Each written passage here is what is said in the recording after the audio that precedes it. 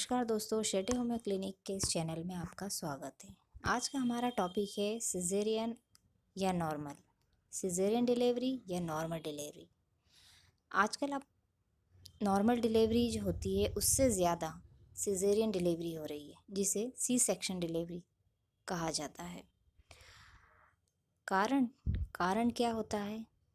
कहीं बच्चे ने पेट में ही पोटी कर दी है, कहीं बच्चे के मुंह में पानी ना चला जाए गंदा, या बच्चे का सर ऊपर और पैर नीचे है, या फिर उसने गले में जो कॉर्ड होती है, अम्बिलिकल कॉर्ड, गर्भनाल जिसे कहा जाता है, वो फंसा ली है अपने सिर पे, गले में फंसा ली है।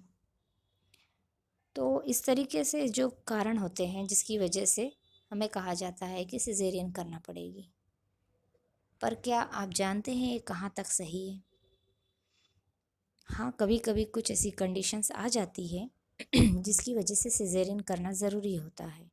अचानक बीपी हाई हो जाता है जिसकी वजह से सिजेरियन किया जाता है। कुछ ऐसे मामले और भी होते हैं जिनकी वजह से सिजेरियन करना ज़रूरी होता है। लेकिन क्या हर वक्त सिजेरियन ज़रूरी है? आजकल 5 में से 4 डिलीवरी लगभग सिजेरियन हो रही है।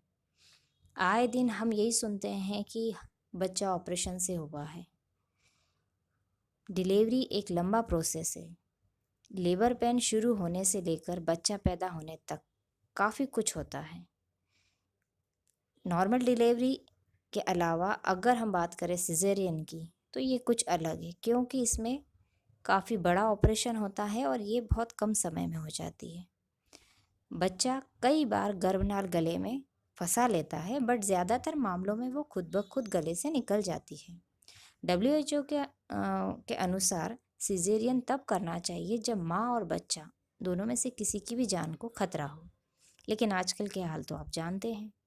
नॉर्मल डिलीवरी में लंबा वक्त लगता है, सिजेरियन तुरंत हो जाती है, बट माँ और बच्चा दोनों को खतरा होता है, क्योंकि इसमें स्टिचेस आते हैं। ऑपरेशन लंबा होता है तो स्टिचेस भी ठीक होने में काफ़ी लंबा समय लेते हैं।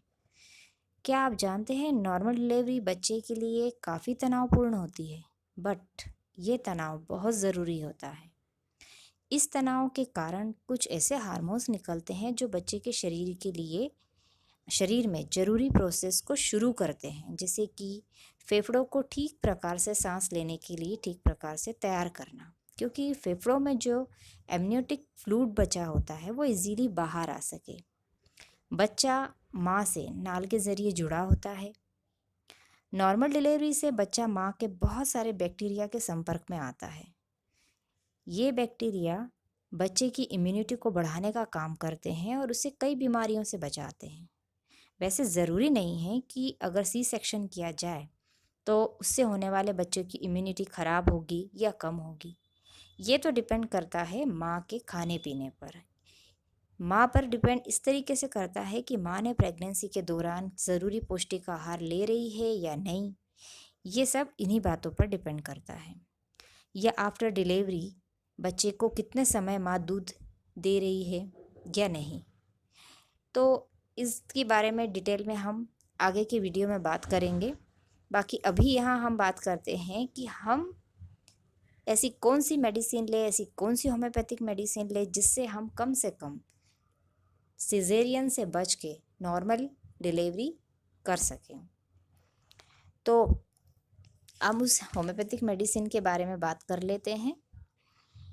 ये होम्योपैथिक मेडिसिन है डॉक्टर रेकवेक की बायो कॉम्बिनेशन 26 नंबर है, जिसको आप प्रेगनेंसी के 4 मंथ से स्टार्ट कर सकते हैं और डिलीवरी के बाद भी आप इसको 2 महीने ले सकते हैं। आपको 6 टैबलेट दिन में 3 बार लेनी है।